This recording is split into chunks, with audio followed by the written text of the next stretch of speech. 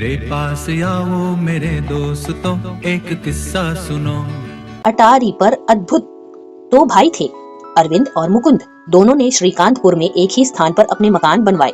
गृह प्रवेश के समय पुरोहित वेंकट शास्त्री ने उन्हें सलाह दी, ये दोनों मकान वास्तु शास्त्र के अनुसार ही बनाए गए हैं, पर उत्तम होगा कि बाई तरफ का मकान मुकुंद ले और दाहिनी ओर का अरविंद। इस पर दोनों भाई घबरा गए और बड़ी आतुरता से पुरोहित जी से पूछा, मान लीजिए आपके सुझाव के अनुसार हम मकान नहीं बदलेंगे तो क्या होगा? वेंकट शास्त्री ने बताया, तुम दोनों की जन्म कुंडली के अनुसार हिसाब लगाकर मैंने बता दिया है। अगर इस प्रकार से तुम अपने मकान नहीं बदलोगे तो एक प्रकार की दुष्ट शक्तियाँ तुम्हें सताएंगी। तुम्हें क्या तकलीफ होगी ये तो मैं नहीं कह सकता, लेकिन उनसे तुम्हारी जान के लिए कोई खतरा नहीं है। ओह, बस इतनी सी बात है। हमने सोचा कोई भयंकर अनहोनी की तो संभावना नहीं। हम दुष्ट शक्तियों पर विश्वास नहीं करते, हमें अपनी अपनी शक्तियों पर दृढ़ विश्वास है। कमजोर दिल वाले दुष्ट शक्तियों पर विश्वास रखते हैं और इससे उनको नुकसान ही पहुंचता है। अगर हम में पूरा आत्मविश्वास हो तो ये दुष्ट शक्तियाँ हमारा कुछ भी नहीं बिगाड़ सकती। मुकुंद, मैं ठीक कह रहा हूँ ना? किंचित कंपित स्वर में अरविंद ने छोटे भाई से पूछा। इधर उधर ताकते हुए गर्व के साथ मुकुंद ने कहा, नहीं तो क्या।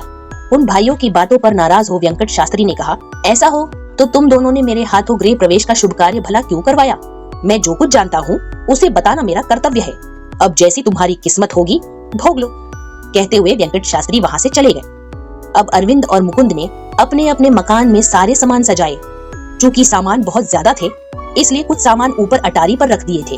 अरविंद ने अपने मकान की अटारी पर जो तेल के डब्बे और कुछ छोटे मोटे फुटकल सामान रखवा दिए। मुकुंद ने अपनी अटारी पर उड़द के 5 बोरे और अचार के 2 मर्तबान चढ़वा दिए। उस रात को दोनों भाइयों के परिवार अपने नए मकानों में सो गए। आधी रात के समय अरविंद कुछ सोचता रहा, फिर धान का एक बोरा उतारने का विचार करके अटारी पर चढ़ा तो देखता क्या है, वहाँ पर धान के बोरों की जगह उड़द के बोरे और अचार के मर्तबान रखे हुए हैं। अरविंद ने सोचा, ये चीजें तो मुकुंद की हैं, इसलिए वह झट अटारी पर से नीचे उतर आया और अपने छोटे भाई के घर आया। उसी समय मुकुंद भी कुछ घबराया सा अरविंद के घर की ओर आ रहा था। अरविंद ने मुकुंद से पूछा, क्या तुम्हारी अटारी पर मेरे सामान है? जी हाँ, मेरे अटारी पर आपके सारे सामान आ गए हैं। ये सब तो विचित्र ही मालूम होता है। तो फिर मेरे सारे सामान कहीं आपकी अटारी पर नहीं आ गए हैं? मुकुंद ने पूछा। अरविंद ने जवाब दिया, हाँ ठीक ऐसा ही हो गया है। ये तो बड़ा आश्चर्य है। यूं सोचते दोनों भाइयों ने पुनः अपने सामान अपनी अपनी अटारी पर चढ़ा लिए। सवेरे नींद से अरविंद जागा तो ये सोचते हुए कि ये भी कैसा दुस्वप्न है। अपने छोटे भाई से परामर्श करने के लिए मुकुंद के घर पहुंचा। मुकुंद अपने मकान के बरामदे में बैठकर कुछ सोच रहा था। उसकी आंखों की ओर देखने पर ऐसा मालूम हो रहा था जैसे कि वह रात भर सोया ही नहीं है। अरविंद ने अपने छोटे भाई से पूछा, शायद तुम आज रात में सोए नहीं क्या? मुकुंद ने बड़े भाई की आंखों की ओर कुछ बारीकी से देखा और पूछा, लगता तो ऐसा है कि आप भी रात को सोए नहीं। आखिर बात क्या है? इस पर अरविंद ने अपना अनुभव सुनाया। मुकुंद ने आश्चर्य में आकर कहा, मुझे भी कुछ ऐसा ही अनुभव हुआ। अटारी पर चढ़कर उड़द के बोरे उतारना चाहा तो देखता क्या हूँ, वहाँ पर धान के बोरे हैं।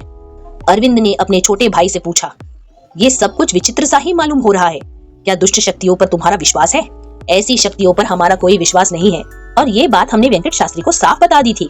मुकुंद ने जवाब दिया, हाँ हाँ कह दिया है, पर मैं ये बिल्कुल भूल गया हूँ। कहते हुए अरविंद अपने घर चला गया। उस दिन रात को दोनों भाइयों ने इन दुस्वप्नों का पता लगाने का निश्चय किया और अपनी अपनी अटारी पर लेट गए। दूसरे दिन सुबह अरविंद नींद से जागा तो सारे सामान अपने स्थान पर सुरक्षित थे। इस पर उसने मारे खुशी के अपनी पत्नी को पुकारा। यह पुकार सुनकर छोटे भाई मुकुंद की पत्नी वहाँ पर आ पहुंची और उसने कहा, समझ में नहीं आता आज जेठ जी हमारी अटारी पर क्यों पहुँच गए हैं? अरविंद को बड़ा आश्चर्य हुआ और वह कुछ जवाब देने ही वाला था कि उसकी नींद खुली। उसी समय उसकी पत्नी अटारी के पास पहुंची और खींच कर बोली, अजी कोई काम हो तो क्या कहीं अटारी पर से ही पुकारा जाता है?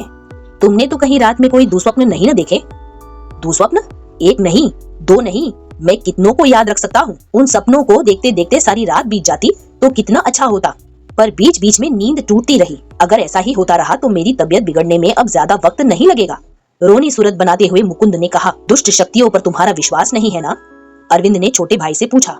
मुकुंद ने उत्तर दिया, मैं क्या कहूँ, पुरोहित वेंकट शास्त्री ने जब हमें अपने मकान बदलने की सलाह दी थी तब आपने ऐसे अंधविश्वासों का विरोध किया था। मैंने बस आपकी बात का समर्थन किया था। सोचता हुआ अरविंद थोड़ी देर तक मौन रहा, फिर बोला, दुष्ट शक्तियाँ हैं या नहीं इस बात को हम छोड़ देंगे। वेंकट शास्त्री की सलाह ने हम दोनों के दिलों में कोई शंका अवश्य पैदा कर दी है। हम इस झंझट में भला क्यों फंसे रहे? इन दुस्वप्नों को ढोते हुए कितने दिन निद्रा से वंचित रह सकते हैं। शास्त्री की सलाह के अनुसार अपने अपने मकान क्यों न बदल ले। मैं भी कुछ ऐसा ही सोच रहा हूँ, ऐसा ही करेंगे, मुकुंद ने प्रसन्नता पूर्वक कहा। उस दिन भाइयों ने अपने अपने सामानों के साथ अपने मकान बदल लिए। फिर केवल उस रात को ही क्या, किसी भी रात को किसी को दुस्वप्न ने नहीं सताया।